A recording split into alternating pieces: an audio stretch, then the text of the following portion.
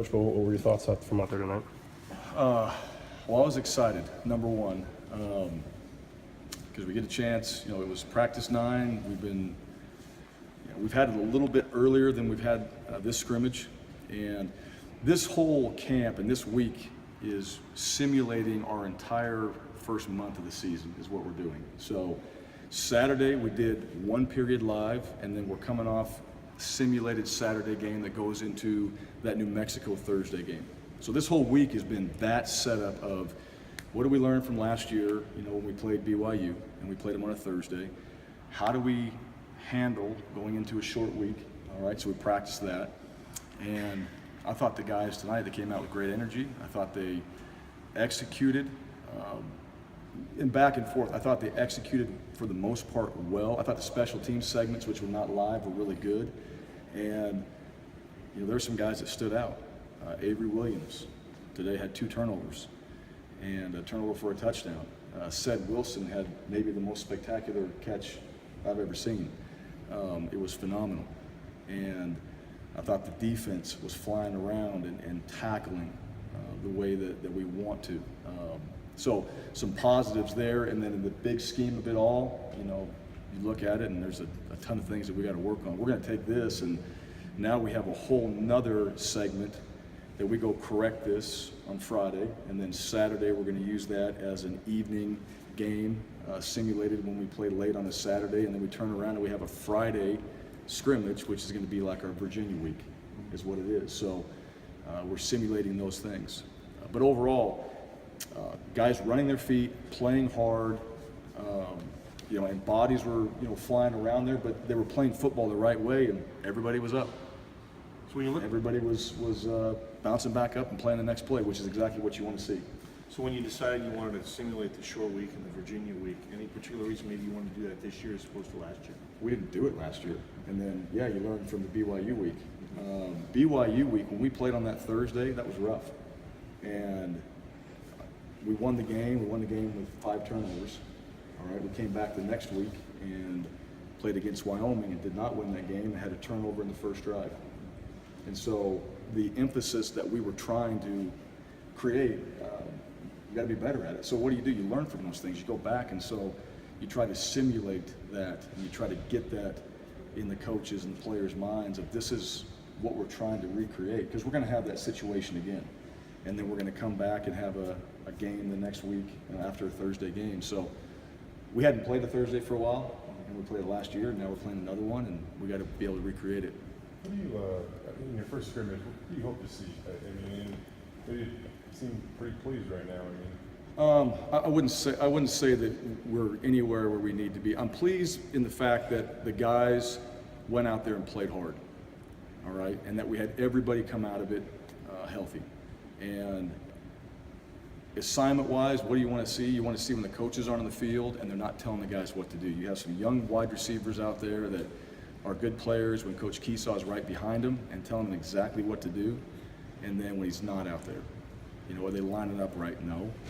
Are they where they need to be right now? No. All right. So how are they going to operate when the coaches aren't out there telling them exactly what the call is and what to do? That's what you're looking for. And on the defensive side, all right, what are they lining up in? The defensive coaches aren't out there now telling them, hey, they're doing this or doing that, pointing guys in certain directions. You're going to see if they're going to do it or not. And for the most part, the communication was pretty good. Assignment-wise of getting lined up, okay.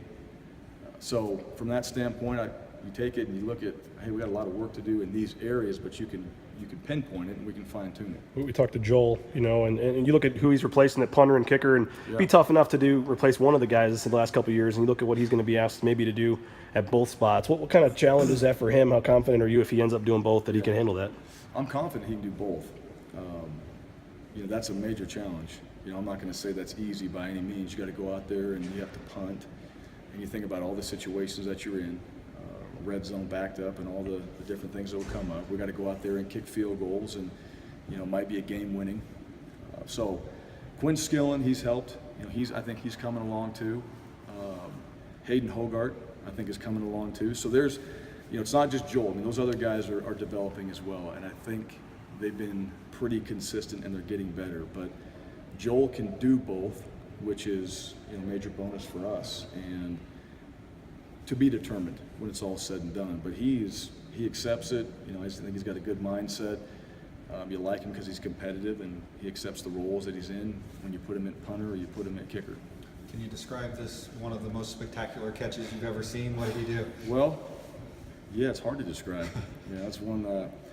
It was a little fade ball, and it was back, kind of a back shoulder ball, and went up, and he elevated. I don't know how high. He elevated, and it was one of those kind of behind the back, behind the head, stuck in the palm, and defenders kind of got his legs out from underneath him, and it comes down with the foot in bounds and with the ball in his hands. It was everybody out there, defense, didn't matter who you were, all right, whatever family members were in there. I mean, they dropped whatever they had in their hands, and it was a great play. And you know, Ced's been a guy that continues to practice well and get better each and every practice, and then goes out there and, you know, time the offense needs to make a play, he makes a play, and it's a spectacular play. That was one-handed? It was one-handed. Yeah, it was one-handed there. What, I'm excited to go back. They better not have missed that on film. You got enough cameras, somebody probably Yeah, got it. we better have that.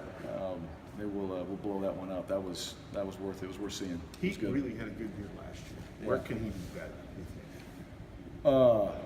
Well, I think overall knowledge. You know, one of the things is he going to line up where he needs to be? Yes. Does he know the plays? Yes.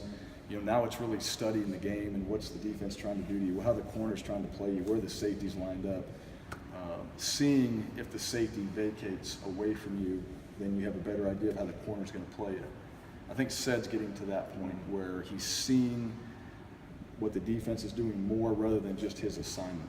And that's the next step for him because I think he's confident in what he's asked to do. Now it's attacking and truly attacking the defensive side and knowing a little bit more of what they're trying to do to attack him.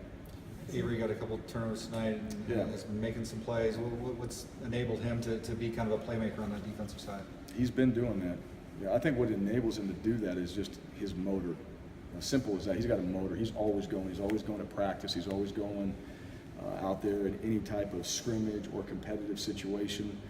And no different tonight. You know, the one thing, you know, as a defender, all right, you kind of gauge on defense, all right, how well a player is on that side of the ball by how close he is to it.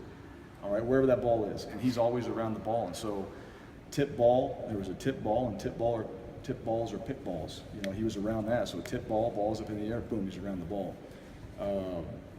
You know, there's a tackle, kind of a low tackle, offensive guy's going down, ball slips out, might have hit the ground, don't know, but ball pops out, he's right there, scoops, and you know, he's out, he's running. And it's just that immediacy too of what to do with it. You know, the ball's there, and they work it all the time on defense. He picked it up and he's gone, and no one's going to catch him, and he's out the gate. You look at guys like him, and you look at both sides of the ball. Really, so many guys are going to have bigger roles this year than they've ever had at so many positions. Yeah. Do you get a sense these guys are ready to take advantage of this?